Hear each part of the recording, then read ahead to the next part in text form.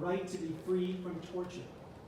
And yet we know today from international journalists who have gone into Kashmir, from local journalists, from community activists, that children are being tortured in Kashmir. So that's the first principle, right? Certain human rights Who are the actors? Who are the actors that are doing that? Indian armed forces. Indian armed forces are torturing children in Kashmir today, right? And there is plenty of evidence that I would be happy to submit as a appendix to my testimony today. Second, we need to understand that another principle of human rights law is that collective punishment is something that we can never tolerate.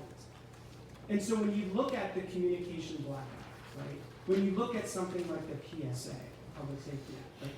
These are forms of collective punishment. They don't require any type of due process. They don't require any type of cause. Right? These are at-large mass attempts to silence an entire community, including, for example, Sikhs. Right? So I want to be very clear here. My colleague mentioned the plight of Sikhs in Kashmir. I will tell you, I know Sikhs in Kashmir. I know Sikhs who are part of the diaspora here in the United States. They are in favor of self-determination in Kashmir. They are against.